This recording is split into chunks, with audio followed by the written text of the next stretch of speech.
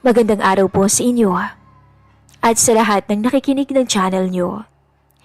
Sana'y huwag niyo akong husgahan sa aking nagawa. Isang pagkakasala na ginusto ko para lamang matawag akong isang ina. Tawagin niyo na lamang po ako sa pangalang Ana. Hindi ko tunay na pangalan. 34 na taong gulang. May asawa akong si Vince na 39 years old na. Mahigit 10 taon na kaming kasal, pero hanggang ngayon wala pa rin kaming anak. Marami na kaming sinubukan, check-up, gamot, dasal, at mga payo. Pero sa bandang huli, iisa lang ang nangyayari, ang pagkadismaya. Mahina ang tsansa, at ang pinakamabigat sa lahat, si Vince ang may deprensya. Mahal ko siya at tanggap ko, pero hindi ko maitatangging malaking sugat ito sa relasyon naming dalawa, lalo na sa kanya. Dati masayahin siya, masigla, pero nitong mga nakaraang taon, mas pinili niyang ibuhos ang oras sa negosyo. Pag-uwi niya, madalas tahimik, pagod at diretso tulog na.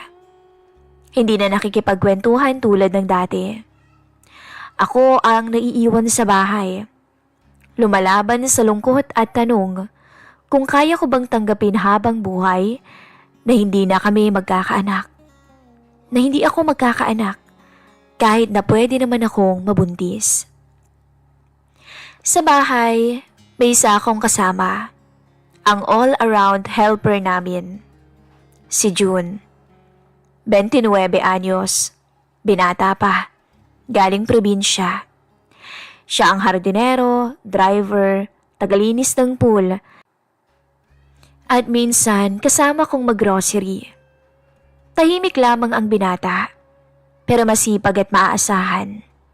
Pamangkin siya ng dati din naming driver na nagretiro na. May itsura din si June. Nakakadagdag sa pagiging lalaki niya ang balat niyang moreno. Malaki din ang katawan niya, sapat para maraming makapansin o magpapansin na mga dalagang katulong sa kanya. Malagkit siya kung tumingin, lalo na kapag bigla ko siyang nahuhuli. Hindi din naman sa pagyayabang. Sexy pa rin ako, Miss Love, dahil nga hindi pa ako nagkakaanak. Makinis din ang aking balat dahil alagang-alaga ko ito. Noong una, hindi ko siya pansin. Pero dahil nga madalas wala ang asawa ko, siya na lang ang lagi kong nakakausap. Araw-araw, kasama ko sa pagkain. At doon nagsimula ang lahat. Isang hapon noon, galing kami sa palengke. Dalawa lang kami. Tahimik siya habang nagmamaneho. Maya-maya, bigla siyang nagsalita. Mahina lang yung boses. Ma'am, kung hindi niyo mamasamain pwede ho ba akong magtanong ng personal sa inyo? Nito. Oo naman. Ano yun, June? Nag-alangan pa siya. Pero tinuloy din. Kasi, sayang ho Ang ganda-ganda niyo. Gwapo rin si sir. Mayaman pa kayo. Pero bakit ho parang wala kayong balak na magkaanak? Matagal ko na ho kasing napapansin. Nahihiya lang akong magtanong at manghimasok sa personal niyong buhay. Natigilan ako. Hindi ko akalaing manggagaling sa kanya ang tanong na matagal ko nang iniiwasan. Napatitig ako sa labas ng bintana. Huminga ng malalim bago sumagot. Balak? Matagal na, June. Gustong gusto kong magkaanak matagal na. Pero hindi na yata mangyayari. Bakit naman ho, ma'am? Doon ko na naramdaman ang bigat sa dibdib ko. Ito yung matagal na naming tinatago at niayaw naming pag-usapang mag-asawa. Kaya siguro naging ganto kaming dalawa ngayon Tila nanlalamig. Wala na lang dahil sa pilit naming iniiwasang pag-usapan ang bagay na to. May depresya si Beans. Hirap siyang magkaanak. Kahit anong subok namin, wala. Sabi ko. Natahimik siya ng ilang sandali. Rinig ko lang ang ugong ng makina at ang mahinang music. Akala ko hindi na siya magsasalita. Pero bigla niyang binitawan ang mga salitang tumama sa akin. Pasensya na ho kayo, ma'am. Nagtanong pa ako pero... Pero ano? Tanong ko. Bakit hindi niyo subukan sa ibang paraan? Yung mga uso ngayon, marami po akong napapanood para magkaanak ang mag-asawa. O kung wala naman talaga, ayaw niyo bang magkaanak sa iba? At least sa inyo pa rin manggagaling, kesa naman umampun kayo. Hindi ba't mas okay yun? Yun lang, kung papayag si Sir. Anya pa. Nagulat ako sa narinig ko. Hindi ko alam kung magagalit ba ako o matatawa sa lakas ng loob niyang sabihin yun. Pero sa halip, nanahimik ako at bigla akong napaisip sa sinabi niya. Pwede kaya yun? Ang magkaanak ako sa ibang lalaki? Pagdating namin sa bahay, hindi ko na siya pinansin. Dumiretso ako sa kwarto at umupo sa kama. Umiikot sa isip ko yung sinabi niya.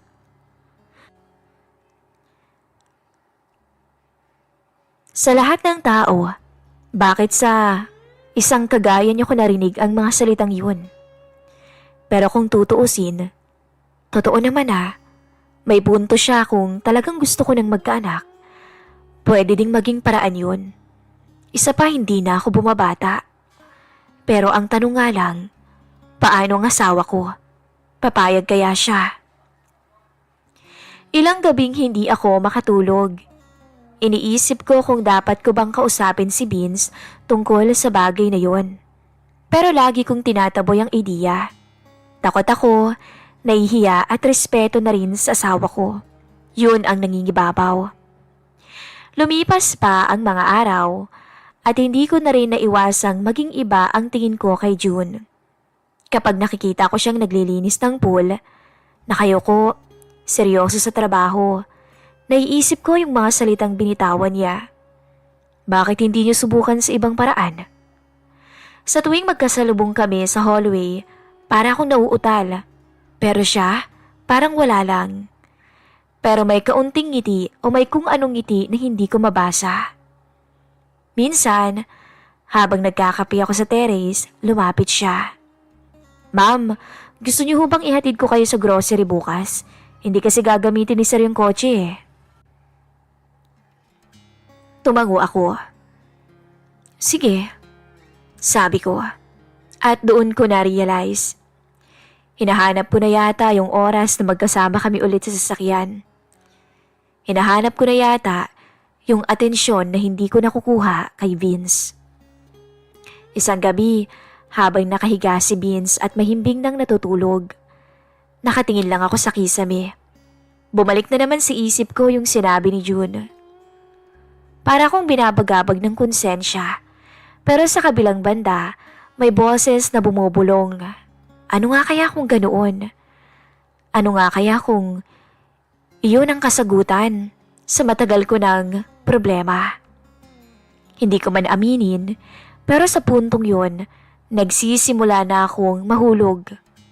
At doon nagsimula ang kwento ko. Simula noon na nagtanong si June tungkol sa anak, hindi ko na siya matanggal sa isip ko. Paulit-ulit kong naririnig yung boses niya sa utak ko. Parang sumasagi sa isip ko na yun na lang talaga yung natitirang paraan. Hindi ko man sabihin kay Vince, alam kong matagal ko nang gustong maranasan ang pagiging ina.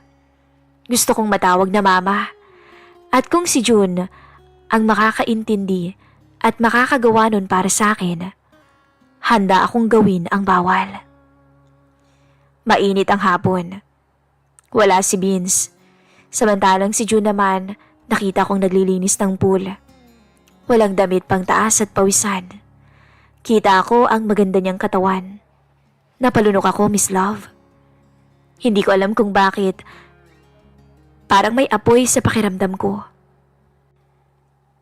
Kakaiba, habang pinapasadahan ko siya ng tingin, Nagtagal ang mga mata ko sa bahagi ng tiyan niya. Paibaba. Napakagatlabi ako. Doon ko na naisip ang plano. Siya ang magiging ama ng anak ko. Bahala na muna si Vince kung hindi niya ako maiintindihan. Nagbihis ako ng simpleng swimsuit. Sinuotan ng manipis na robe at lumapit dala ang tuwalya. Nakita ko siyang nakayuko hawak ang panlinis. At nang mag-angat siya ng tingin nung maramdaman niyang may tao, nagulat siya nung makita niya ako. Mula sa hita ko, umangat ang tingin niya sa akin. Ma'am? June, marunong ka bang lumangoy? Tanong ko. Napakamot na ng ulot ngumiti. Opo ma'am, bata pa lang ho ako sa probinsya. Sa ilog na ako natuto. Doon kami madalas maligo ng mga pinsan ko. Natawa ako ng mahina. Buti ka pa marunong. Ako hanggang ngayon, hindi pa rin marunong eh. Lagi lang ako dito sa gilid ng pool. Gusto kong matutong lumangoy. Pwede mo ba akong turuan ha? Halata ang gulat sa mukha ni June. Ako ho ma'am? Ay naku ma'am, nakakahiya ho. Gumiti ako. Medyo pabiro. Ano ka ba naman June?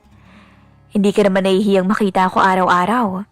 Kung sa ilog ka natuto, mas madali para sa iyo na turuan ako. Sige na. Dahan-dahan kong inalis ang robang suot ko. Nakita ko ulit siyang napalunok nang makita ako sa ganoong ayos.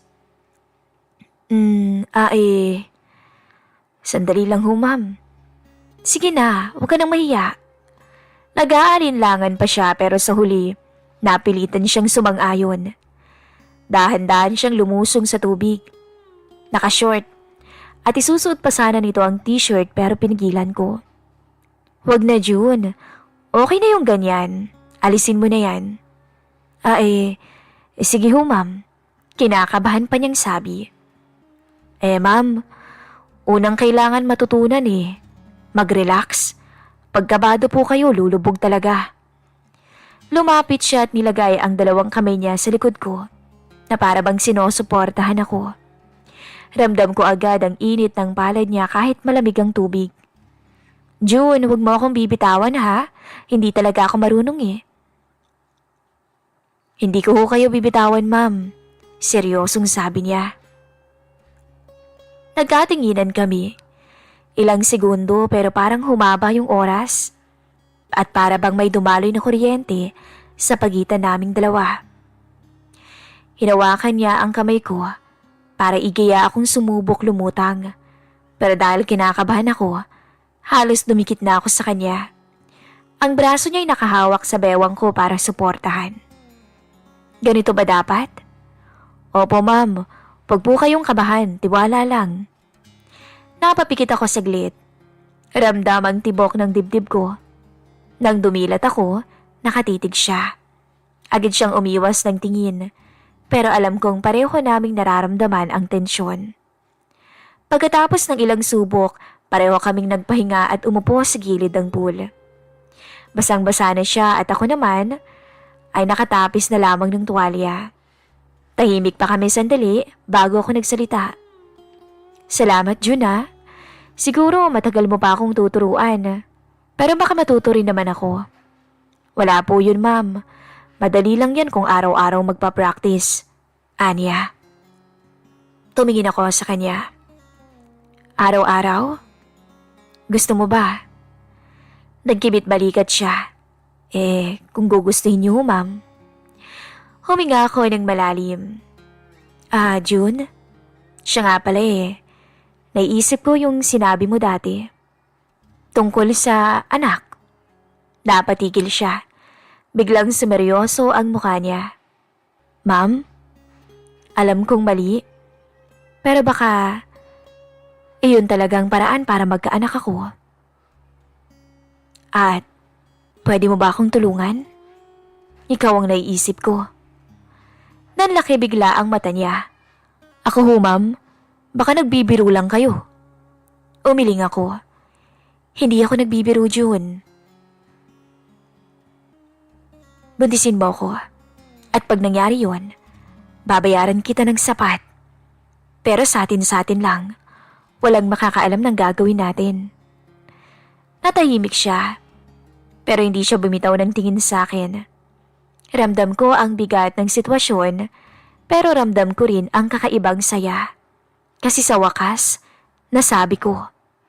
At nung gabing yun, bago ko bumalik sa kwarto, malinaw sa isip ko. Nagpasya na ako. Gagawin ko ang lahat para magkaanak, kahit bawal.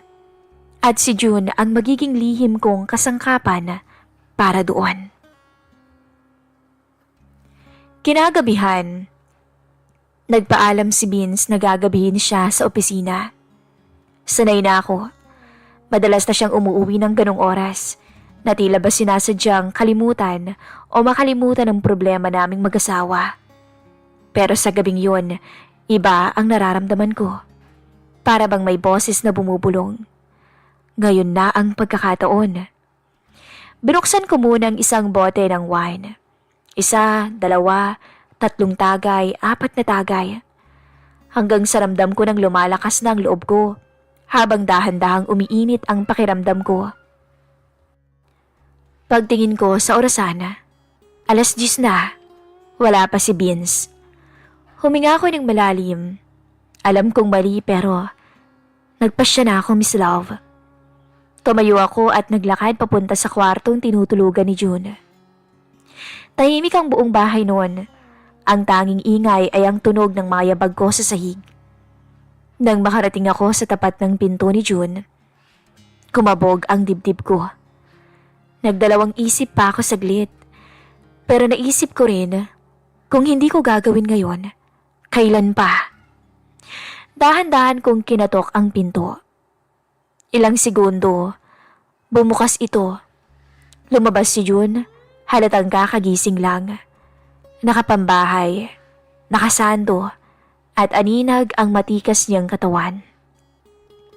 Nagulat siya nung makita niya ako.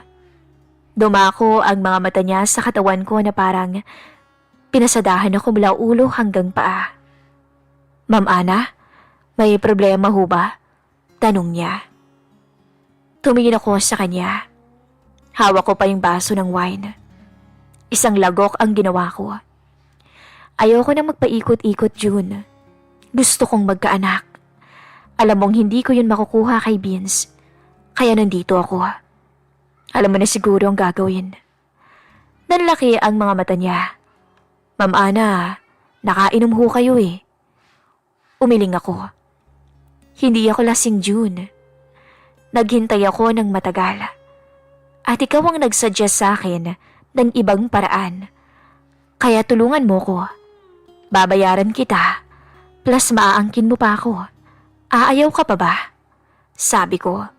Pagkatapos ay lumapit ako. Tahimik siyang nakatingin sa akin. Halatang nag-aalangan pa. Kaya ako na mismo ang lumapit. Hinawakan ko ang kamay niya. Ramdam ko ang kaba. June, ito yung desisyon ko. Sana'y wag mo akong tanggihan. Hindi na ako naghintay ng sagot mula sa kanya. Ako na ang naglapit ng labi ko sa kanya. Sa una hindi pa siya gumalaw pero kalaunan, bumigay din. Mainit ang halik, puno ng uhaw at pangungulila. Wala nang sali-salita. Siya na mismo ang humawak sa balikat ko. Ako naman ay yumakap sa kanya. At sa gawing iyon, sa kwartong iyon, natupad ang bagay na matagal ko nang tinatago sa isip ko. Hindi ko akalain na may ibubuga si June pagdating sa kama. Nagulat talaga ako noon.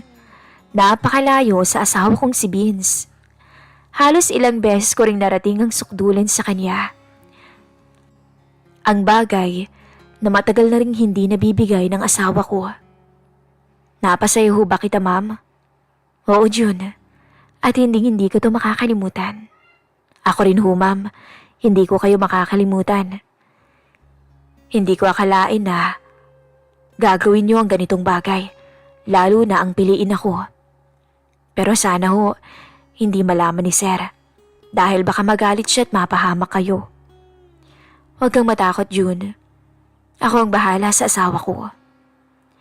Matagal kaming tahimik na magkatabi. Ramdam ko ang bilis ng tibok ng puso ko. Sa halip na pagsisisi, ang nararamdaman ko ay kakaibang ginhawa at pag-asa ang naramdaman ko. Bago ko umalis, tumingin ako kay June.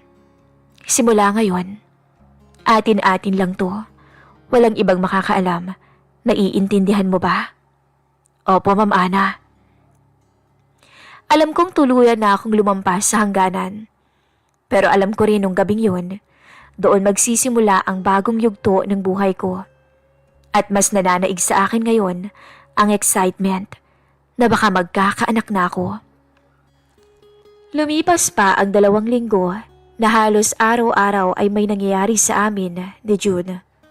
Sa sala, sa kusina habang nagluluto, sa gilid ng pool habang naglilinis siya, at minsan pati sa kotse pag may pupuntahan kaming dalawa. Bawat sulok ng bahay naging saksi sa kasalanan naming dalawa, at sa bawat pagkakataon mas lalo kong nalululong sa idea na baka dumating na ang anak ko na matagal ko nang pinapangarap. Hindi ko na iniisip ang takot na baka mahuli kami. Ang iniisip ko lang, baka ito na ang sagot sa panalangin ko. Pero dumating ang araw. Ang araw na mauhuli kami ni June. Gabi yun. Akala ko'y hindi agad uuwi si Vince. Nagpaalam kasi siya nga habulin pa o may hahabulin pang papeles sa opisina. Kaya hindi ko na pinigilan ang sarili ko. Nasa kwarto kami ni June. Sa kwarto namin mag-asawa. Sa kalagitnaan ng aming pagsasalo, mahigpit akong nakayakap. Hindi namin nalintana ang oras. At sa init ng sandali, nakalimutan ko ang lahat. Ang takot, ang konsensya, pati na rin ang pangakong binitawan ko kay Vince 10 taon na ang nakakalipas. At doon sa gitna ng lahat, biglang bumukas ang pintuan. Ana? Isang malamig na tinig ang sumira sa katahimikan. Napatigil kami. Parang natuyuan ng dugo. Si Vince, nakatayo siya sa may pinto, hawak pang susi ng bahay. Nanginginig ang kamay. Ang mga mata ay puno ng sakit at puot habang nakatitig sa amin ni June, lalo na sa akin. Hindi siya sumigaw nun, Miss Love. Pero kita ang galit. Hindi rin siya lumapit. Ramdam ko ang bigat ng bawat segundo. Si June mabilis na umurong, tinakpan ang sarili at hindi makapagsalita. Ako nakahiga pa sa kama. Hindi alam kung tatakbo ba ako o lalapit kay Vince.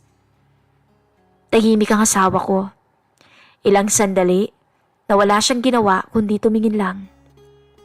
At sa katahimikan niyang yun, mas lalo akong binalot ng takot. Mas masakit pa yon kaysa kung sinigawan niya ako't sinaktan. Pero pagkatapos lang ng ilang minuto, tumalikod siya, walang salita, walang ginawa. Umalis siya at iniwan kaming dalawa roon ni June. Hindi ako nakatulog nung gabing yun. At kinabukasan, habang nakaupo ko sa may mesa, dumating ang asawa ko. Tahimik lang, ngunit alam kong oras na to ng pag-uusap. Umupo ako sa harapan niya. Nanginginig pa rin ang boses ko. Vince, sana maintindihan mo ko. Gusto ko lang maging ina. Patawarin mo ko. Alam mo yan, mahigit 10 taon na akong naghihintay. Araw-araw akong nauubos kakahintay. Nakatitig lang siya. Mabigat ang hininga. Alam ko, Ana. Kaya kahit gustong-gusto kong magalit sa'yo kagabi, hindi ko ginawa. Kahit gusto kong suntukin si June, pinigil ko ang sarili ko. Dahil alam kong malaki ang pagkukulang ko. At lalong mas mahirap tanggapin na hindi ko may bibigay sa'yo ang anak na gusto mo, na kaya namang ibigay ng ibang lalaki sa'yo. Bumagsak ang luha ko nun, Miss Love. Vince, alam mo namang kahit na anong mangyari, ikaw pa rin ang mahal ko. Pero si June, siya kasing makakapagbigay sa akin ng anak. Yung tunay. Pasensya ka na.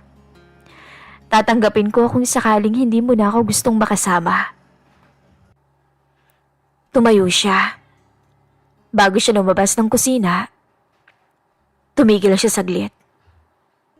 Mahina ang boses na nagsalita. Kailangan ko lang ng oras, Ana. Mahal kita. Pero hindi ko alam kung kaya kong tanggapin ang lahat. At kung sakaling mabuntis ka, hindi ko pa alam kung anong mararamdaman ko. Hanggang sa iniwan niya ako, mag-isa, kasama ang bigat ng kasalanan at pag-asang baka sa kabila ng lahat, may anak na darating mula sa bawal na ugnayang naganap sa aming dalawa ni June. At ito, ang huling lihim na binibitbit ko, Miss Love. Mula nang mahuli kami ni Vince, nagbago ang lahat sa bahay. Hindi man siya sumigaw, hindi man nagwala. Pero ang katahimikan niya ay mas mabigat kaysa sa anumang salita. Sa bawat tingin niya, ramdam ko ang sugat na iniwan ko sa puso niya. Si June, nanatili pa rin sa bahay ng ilang linggo. Pareho kaming halos hindi na nag-uusap. At sa tuwing magkakatinginan kami, pareho kaming umiiwas. Para bang inaantay na lang naming pareho ang takdang araw na matatapos ang lahat. Hanggang dumating ang araw na yun. Tanghali. Tahimik si Vince na nakaupo sa may sala. Hawak ang mga papeles mula sa opisina. Doon ko nakita si June na lumapit. Halatang nanginginig ang mga kamay. Sir, pwede po ba kitang makausap sandali?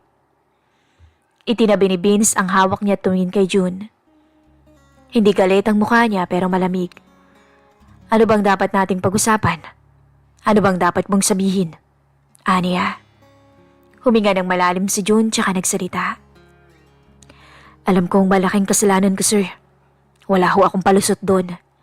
Pero sana mapatawad mo si Ma'am Ana. Hindi naman niya ginawa yun para lokohin ka. Ginawa niya lang yun kasi gusto niya lang talagang magkaanak. Alam ko pong yun ang matagal niyong pangarap. Pero hindi dumadating. Tahimik si Vince. Nakatitig lang. Kita kong pinipigilan niya ang damdamin niya. Nakakuyom ang mga kamuon niya at nagpipigil ng galit. Alam mo ba kung gaano kasakit na makita ang lahat ng yun? Yumuko si June. Halos pabulong na nagsalita. Alam ko ho, sir. At yun ang bigat na dadalhin ko habang buhay. Saglit na katahimikan ng sumunod bago muling nagsalita ulit si June. Nandito ho ako para magpaalam. Uuwi na po ako sa probinsya. At sana'y sa pag-alis ko, mas mabigyan ko ho kayo ng pagkakataon ni Ma'am Ana para muling buuin ang pamilya ninyo. Sa lahat ho ng nagawa at pagkakamali, ako ho ang may pananagutan ng lahat. At sana kung magbunga man ang ginawa namin, matanggap niyo ho siya bilang anak niyo. Tumangulang si Vince. Wala na siyang sinabing iba. Ang tahimik niyang pagtanggap ay tila hudyat. Natapos na talaga. Bago tuluyang makaalis ng bahay si June, lumapit ako sa kanya. May hawak akong sobre. Puno ng sapat na halaga. Nanginginig pa ang kamay ko habang inaabot yun sa kanya. June, ang usapan natin, ito ang kabayaran. Sapat to para makapagsimula ka. Wika ako at hindi na nagpaligoy-ligoy. Nagangat siya ng tingin, halatang nagpipigil ang emosyon. Ma'am, hindi ko naman ho ginawa to dahil sa pera eh. Pero tatanggapin ko, para sa pamilya ko, at para na rin matapos ng lahat. Salamat ho, kahit sa maling paraan naging bahagi ako ng buhay ninyo. Kinuha niyang sobre, tumango at tuluyan ng umalis. Doon nagtapos ang kabanata namin ni June, Miss Love. Ako at si Vince, naiwan sa bahay. Tahimik pa rin ang asawa ko. Pero sa gabing yon, naramdaman kong may konting pagbabago. Dahil habang nakahiga kami, marahan niyang hinawakan ang kamay ko. Mahal kita, Ana. Susubukan kong lumaban. Para sa atin. At doon, muling bumuhos ang luha ko, Miss Love. At ngayon, habang kinukwento ko ito, alam kong hindi na mabubura ang kasalanan ko. Kahit nagbayad ako kay June, kahit wala na siya, ang sugat ay mananatili. Pero dala ko rin ang pag-asa na baka sa lahat ng maling desisyon, may mabubuo pa rin tama ang pagkakataon kong maging isang ina. Kung ang anak na yun ay darating, hindi ko alam kung siya talaga ang magiging sagot para muling mabuo ang pamilya ko o magiging paalala ng lahat ng kasalanang nagawa ko. Pero isa lang ang alam ko ngayon, kung sakaling may mabuo man, aalagaan ko ito at mamahalin, higit pa sa buhay ko. At kung sakali mang dumating na hindi siya matanggap ni Vince, nararapat lang bang lumayo ako at iwan ang asawa ko? O mananatili pa rin ako sa piling niya kahit na hindi niya matanggap ang aking anak? Anong dapat kong maging desisyon? Nagmamahal? Ana. At dito na po nagtatapos ang aking lihim na kwento.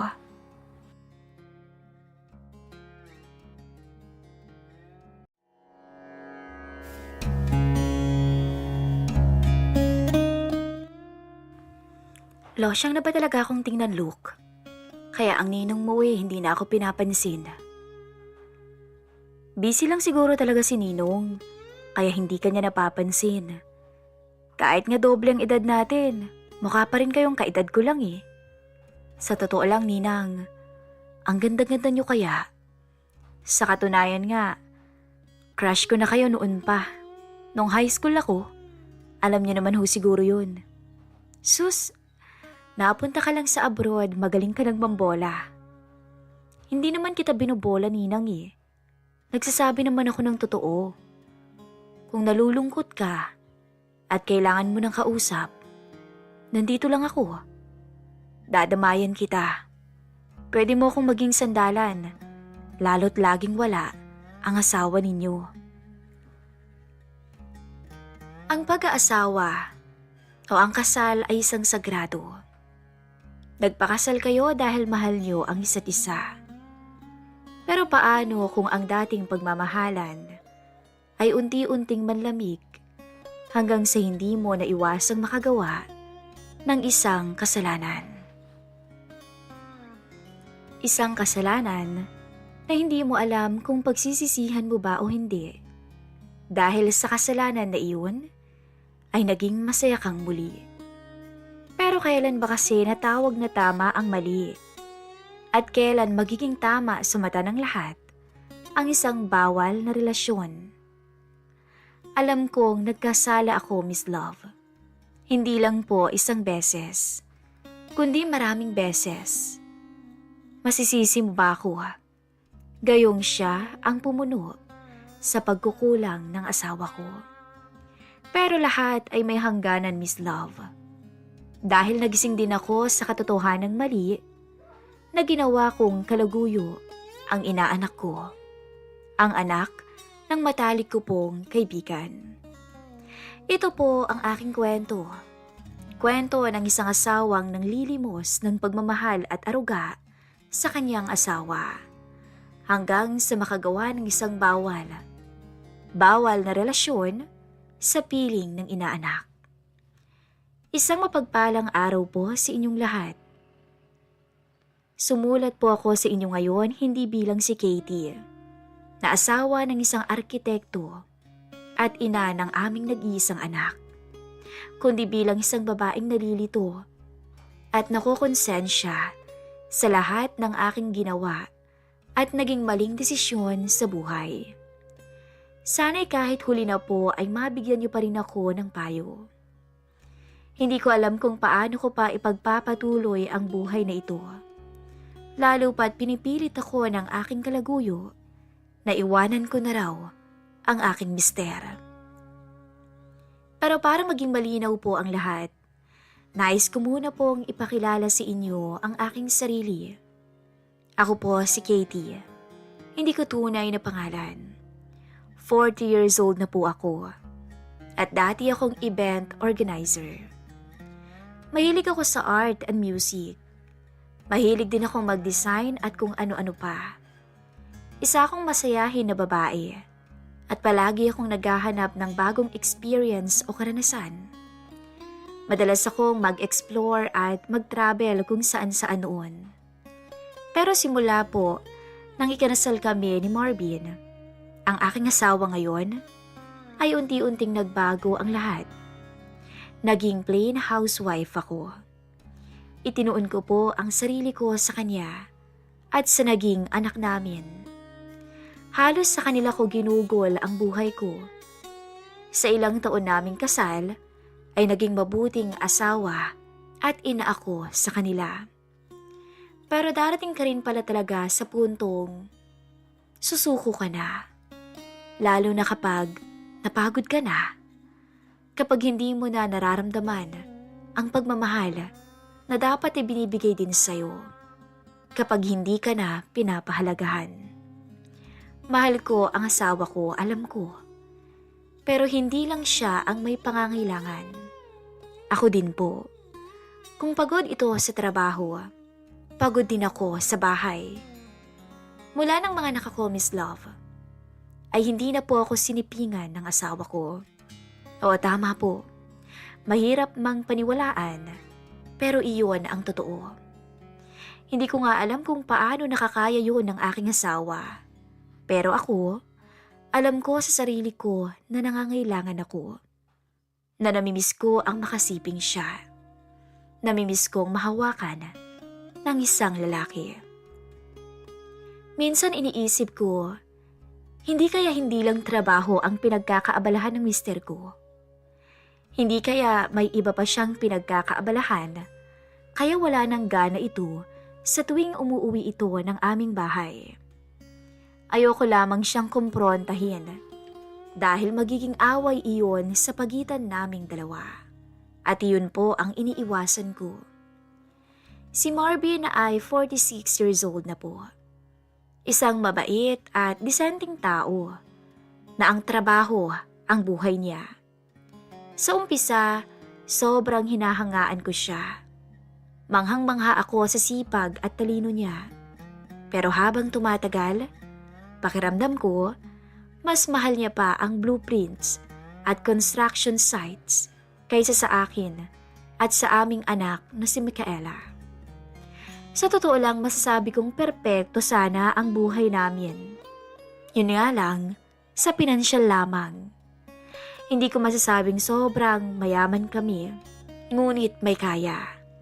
May maganda at komportabling bahay. Kumpleto sa appliances at iba pa. Hindi kami nagkukulang sa mga pagkain at stock sa bahay. Malaki rin kasi ang sahod ni Marvin bilang isang arkitekto. Wala kaming katiwala.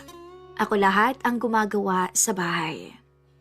Pero sa totoo lang, may malaking puwang sa puso ko na matagal ko nang iniinda.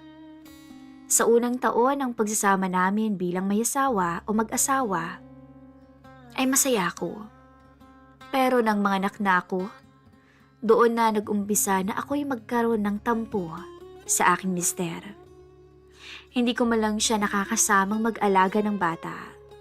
Lagi siyang wala, laging nasa trabaho.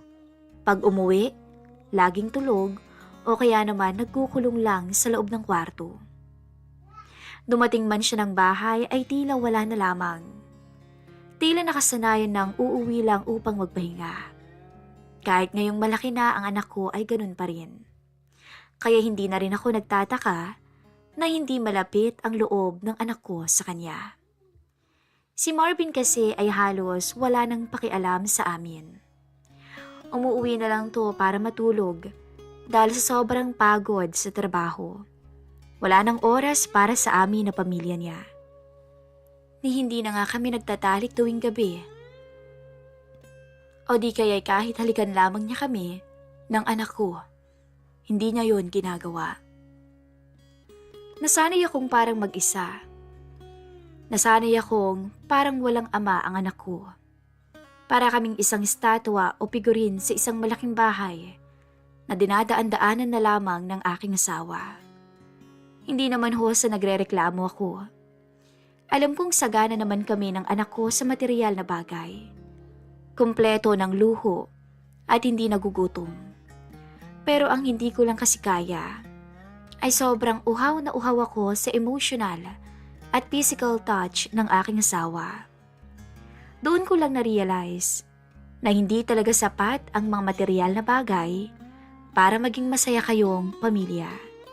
Kailangan pa rin pala ng pagmamahal at paglalambing sa isa't isa. Ilang beses ko nang sinubukan na kausapin si Marvin tungkol dito, subalit hindi niya ako maintindihan. Para sa kanya, sapat nang naibibigay niya ang obligasyon niya sa amin, ang tungkol sa pera. Hapon noon, maagang umuwi ang aking asawa. Nagulat nga ako dahil yun ang kauna-unahang maaga siyang nakauwi galing sa trabaho. Han, tawag ko sa kanya nang makita ko siyang papunta na sana sa kwarto namin. Hindi man lang ako binati o ang anak namin. Huminto siya at tiningnan lamang ako na may blankong ekspresyon. Ano yun? Matutulog ka na ba? Dito ka na muna. Gusto mo ba akong tulungan na mag-prepare dito sa kakainin natin? Lambing ko sa kanya. Ngunit unti-unti kong nakita ang nakabusangot niyang muka. Kati, alam mong pagod ako sa trabaho. Hanggang dito ba naman, papatulungin mo pa rin ako? Ikaw ang nakatoka riyan, trabaho mo na yan. Hindi mo ba yung naiintindihan? Hindi naman siguro pwedeng mag-asta ka na lang na rin dito sa bahay natin. Sabi pa niya. Han, hindi naman yun yung ibig kong sabihin. Naglalambing lang naman ako sa'yo eh. Marvin, kailangan din naman namin ng oras mo. Hindi lang naman ang pera mong kailangan namin. Ikaw din. Kailangan ka rin ng anak mo. Ang pagmamahal mo at aruga mo. Hindi naman sapat tong mga material na bagay eh. May pera nga tayo. Pero daig ko pang walang asawa sa sobrang busy mo. Subalit kumunot ang noo niya at nagsalita. Para sa inyo din naman tong ginagawa ko ha. Hindi mo ba nakikita yun? Hindi mo ba naiintindihan yun? Alam ko naman yun pero konting oras mo lang naman, Marvin.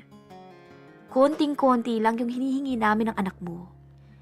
Hindi mo din ba naiintindihan yun? Sagot ko.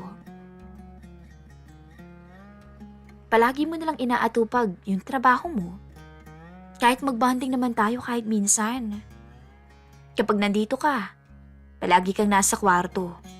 Nanunood ng TV. Kahit weekend, asa trabaho ka pa rin. Naiiyak ko nang sabi sa kanya. Ngunit umiling lamang si Marvin. At bago naglakad, ay nagpahabol pa ito ng salita. Tama na nga yan, pwede ba? Nag-iinarte ka na naman. Alam mo namang pagod ako, di ba? Gisingin mo na lang ako mamaya kapag okay ng lahat. Doon ko naramdaman ang matinding hinagpis at kalungkutan. Hanggang sa unti-unti ay nasanay na rin ako. Simula noon ay umiwas na lang din ako sa kanya. Hinayaan ko na lamang siya. Samantalang ako, inasikaso ko na lang ang bahay at itinuon ang pansin sa anak naming si Micaela. Hanggang sa dumating nga po si Luke, ang anak ng kumari kong si Joanne. Sa abroad na sila nakatira. Ilang taon din kaming hindi nito nagkita. Huling kita ko sa kanya ay 16 anyos pa lamang ito. 23 years old na ngayon si Luke. Maaga kasing nagkaanak ang kumari kong si Joanne. Wala pa yata siyang 18 nung ipagbuntis niya ang binata. Nabalitaan ko na umuwi ito galing abroad para magbakasyon. Nagulat nga ako nang bigla siyang dumalaw sa bahay. Naalala ko pa, noon pa man isa ko sa mga taong nakita ko kung paano pinalaki ni Joanne ang pasaway niyang anak na si Luke. Naroon nga ako nang pinanganak niya to at sobrang cute talaga. Ako ang naging ninang niya Ngunit nung makita ko si Luke ngayon, ay nag-iba talaga siya. Hindi na siya yung batang pasaway at uhugin pa noon. Lalaking lalaki na. Moreno ito, patangkad, at guwapo ang muka. Magandang katawan. Papasang Piolo Pascual ang datingan. Hindi naman sa nagka-interes ako sa kanya. Sadya lang sigurong nakuha nito ang atensyon ko. Unang kita namin ay niyakap niya ako ng mahigpit. Ang sabi niya, miss na miss niya raw ako. Binigyan pa nga niya ako ng pasalubong. Mamahaling pabango, bag at kung ano-ano pa. Sobrang dami ring chocolates para sa amin. Masaya ako na muli kami nagkita makalipas ang ilang taon. Binatang binata ka na ah. Wika ako dito. At mas matangkad ka na rin sa akin. Kumusta ang mama mo doon? Ayos lang ho, Ninang. Kayo naman ho, parang hindi kayo tumanda ah. Ang sexy-sexy niyo pa rin. At mas lalo yata kayong gumanda. Aba, bolero ka na rin pala ngayon. Napunta ka lang ng abroad. Nagsasabi lang ho ako ng totoo. Yung asawa ho ninyo, si Ninong? Tanong niya. Ayun, ganun pa rin. Ang trabaho niya, ang asawa niya. Wika ako sabay tawa. Hindi pa kasi nagkikita ang dalawa ng personal. Nung umalis kasi sila noon, patungong ibang bansa, ay dalaga pa ako noon. Ngayon na lang ulit ako tumawa ng ganito, Miss Love. Noon pa man kasi ay close na kami ni Luke. Ako palagi ang kasakasama niya since ang kanyang ina noon ay nasa trabaho. Minsan nga ay sinasama ko siya sa mga events ko at doon din siya nakakahanap ng mga kalaro. Hanggang sa paglipas ng araw, linggo, araw-araw ay palagi na siyang dumadalaw, lalo na kapag wala si Marvin. Naipakilala ko na rin naman silang dalawa sa isa't isa at wala naman kaso iyon sa aking asawa. Wala namang naging mali siya. Dahil alam naman nitong binata si Luke at hindi naman siguro ako nito papatulan dahil doble ang agwat ng edad namin sa isa't isa. Sa mga sumunod na buwan, naging sandalan ko si Luke. Nakikinig siya sa lahat ng mga hinanakit ko tungkol sa asawa ko. Sa kanya ko nararamdaman na mahalaga pa rin naman ako at kamahal-mahal. Naging magkaibigan kaming dalawa, parang hindi na nga magninang. Hindi ko na malayan kung paano kami humantong sa ganitong sitwasyon, Miss Love. Basta naalala ko po, isang hapon, habang naisipan naming mag-inuman na dalawa, habang nakatambay sa beranda. Nagkwento ko sa kanya kung gaano kalungkot ang buhay ko sa piling ni Marvin. Kung paanong ang dating mainit naming pagsasama ay biglang nanlamig nung magkaroon na kami ng anak. Sinabi ko sa kanya na never na kaming nagsalo nito sa kama. Pinakinggan niya ako ng buong puso. Hindi niya ako hinusgahan. At pagkatapos kong magkwento, hinawakan ni Luke ang kamay ko at pinisilyon. Pakiramdam ko noon ay may kuryenteng tumaloy sa katawan ko. Nakaramdam ako ng kakaiba. Parang nagising ang diwa ko. Tiningnan niya ako sa mata at doon ko nakita ang init na matagal ko nang hinahanap. Sa tingin mo ba, maganda pa rin ako? Pakiramdam ko na losyang na yata ako ng sobra kaya hindi na ako pinapansin ng ninong mo. Ninang, bulong niya. Hindi po totoo yan. Sa katunayan sobrang ganda niyo nga ho eh. Walang makakatalo sa angking kagandahan ninyo. Nung bata ako, sobrang crush na crush kita. Alam mo naman yun, di ba? Natawa ko. Bata ka pa nun eh. Ngayon na binata na ako, ganun pa rin naman ninang eh. Hindi naman nabago. Crush pa rin kita. Nagulat ako sa sinabi niya. Lumapit siya at dahan-dahan niyang idinampi ang labi niya sa akin. Hindi yun isang halik na puno ng pagnanasa, kundi isang halik na may pagmamahal, paggalang, pag-iingat. Ninang, kung di ka na napapansin ng asawa mo, nandito naman ako eh. Kung di na niya binibigay ang pangangailangan mo, handa naman ako. E di ako na lang ang magbibigay sa'yo nun. Kung di mo natatanong, magaling naman ako eh. Alam kong magugustuhan mo ang gagawin ko. Teka lang. Pilit ko siyang tinutulak palayo nang matauhan ako. Sandali ah. Baka nakakalimutan mo, Luke. Pamilyado na akong tao. May asawa ko. At isa pa, napakalayo ng agwat mo sa edad ko, Luke. Kumari ko pa ang nanay mo. Alam mo bang ako pa ang kasama niya nung pinanganak ka? Hindi ito maaari. Naku, bata kang talaga. Bigla niyang pinutol ang sasabihin ko nang bigla niya akong hinalikan. Nagtagal yun ng ilang segundo, Miss Love. Hanggang sa siya na ang kumalas sa aming dalawa. At sinabi niyang, hindi na ho ako bata. Malaki na ako. At matagal ko nang gustong gawin to sa inyo. Sobrang gusto talaga kita noon pa. Kaya nga nung umuwi ako rito sa Pinas, ikaw agad ang pinuntahan ko para makita ka. Dahil gustong gusto kitang makita. Sabi niya at muli akong hinalikan ng mariin.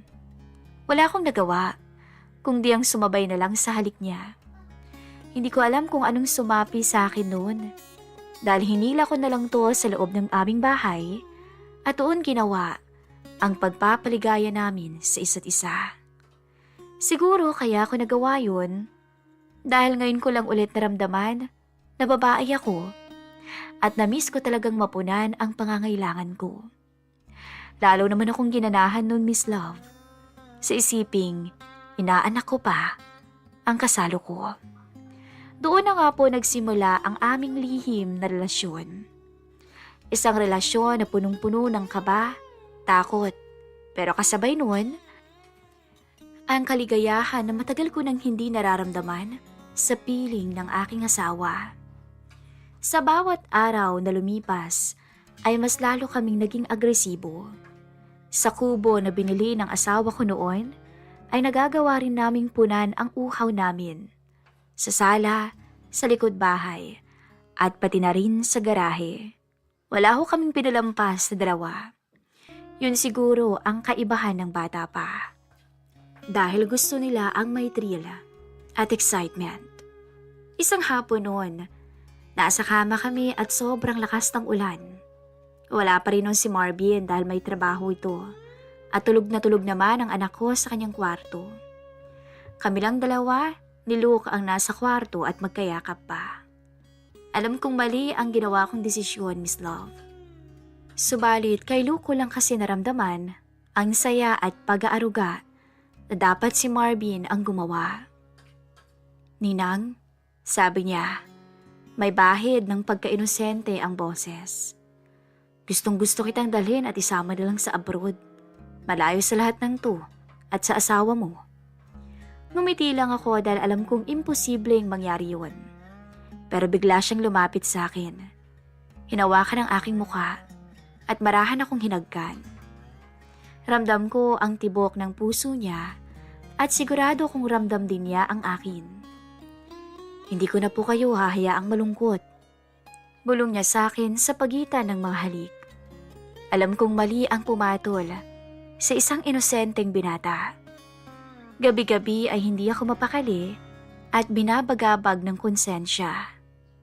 Matanda ako sa kanya.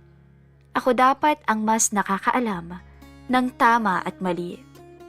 Pero ito ako, kinakain ng matinding pagnanasa. Ang mga tanong na bumabagabag sa aking dibdib, na paano kung sumama na lang kaya kami sa kanya? Ano kayang mangyayari sa amin? Pero ayokong wasakin ang future ni Luke. Hindi niya deserve ang isang katulad kong babaeng may edad na at may sabit pa. Sobrang mali. Dahil sa tuwing nakikita ko ang kislap sa kanyang mga mata, nakikita ko ang isang mundong hindi pa nadudungisan at sobrang inosente pa. Isang binatang punong-puno ng pagmamahal at pangarap. Alam kong seryoso siya sa akin. Pero sino nga ba naman ako para wasakin siya? Ako na may sabit na at may asawa. Hindi niya deserve na ipaako ko sa kanya si Micaela. Hindi kami responsibilidad ni Luke. Oo, sobrang saya ko dahil kapiling ko siya. Alam kong mahal niya ako. Pero ako ang maging lason nakakalat sa kanyang sistema.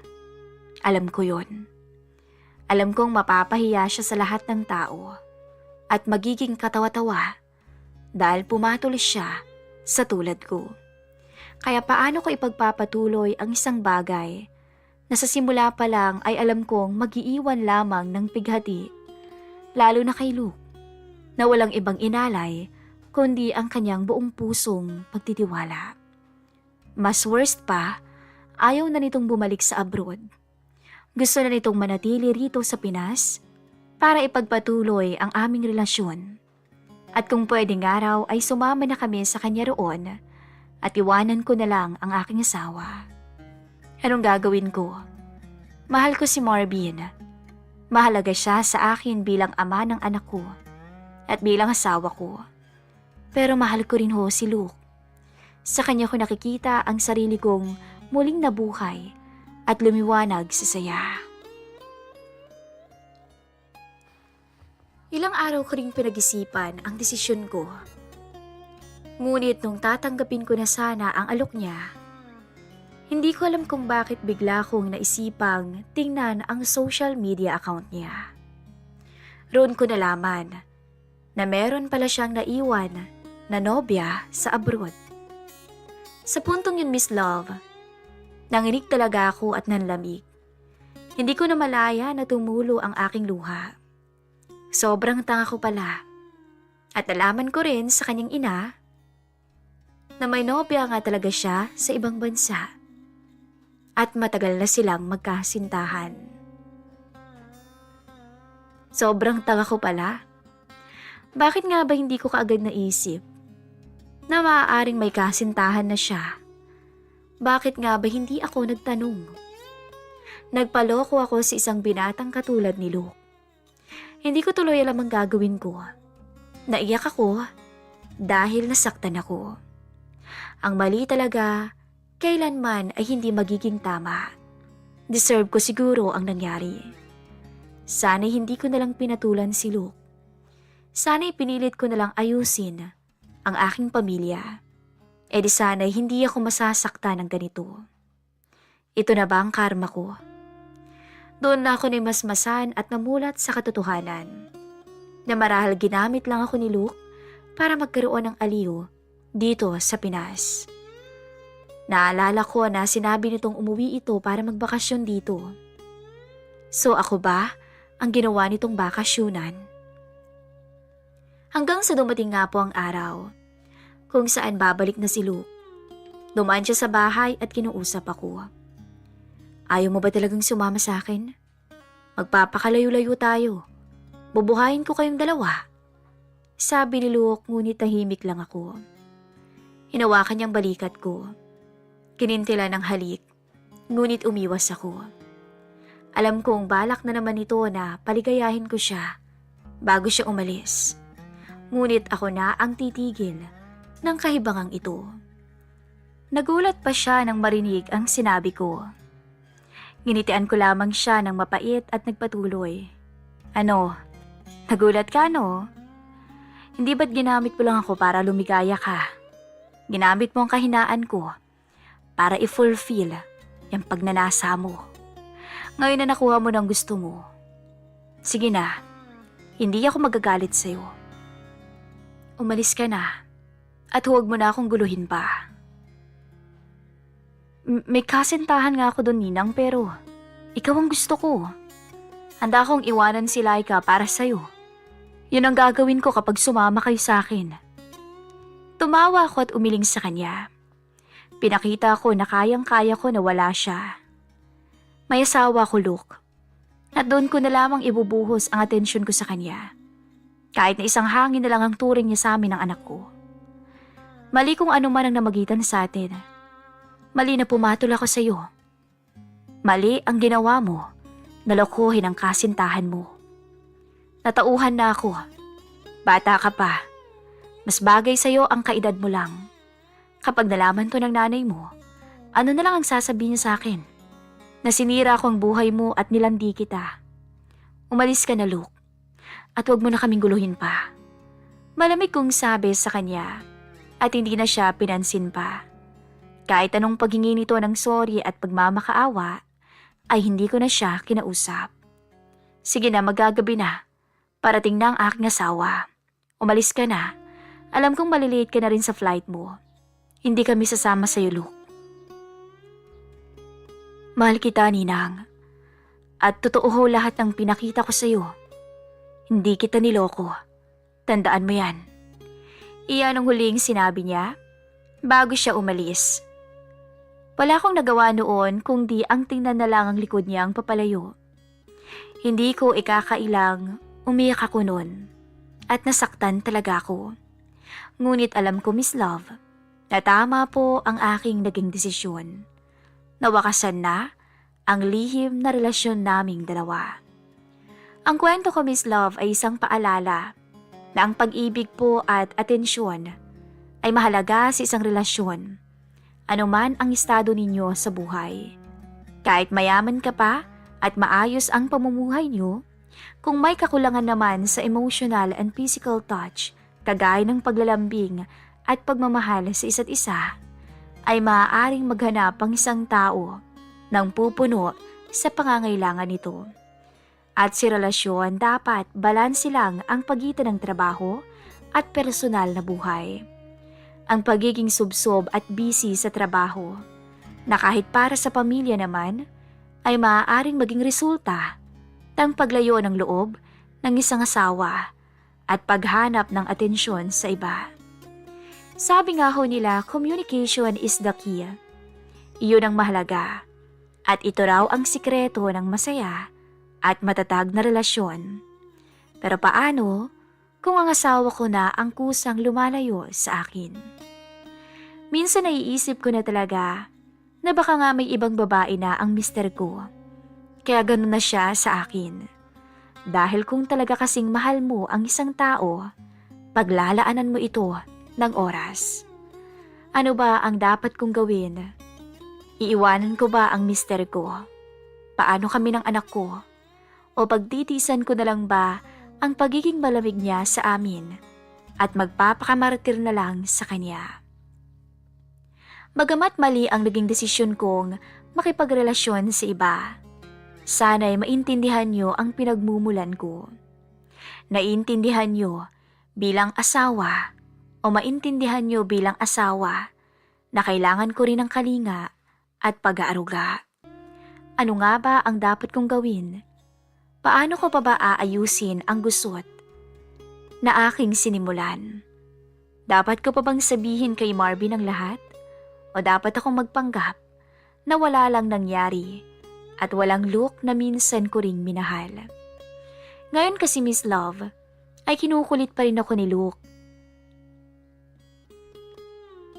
Hiniwalayan na daw niya ang kanyang nobya dahil ako raw ang pinili niya. Yun daw ang patunay na mahal niya ako at seryoso siya sa akin.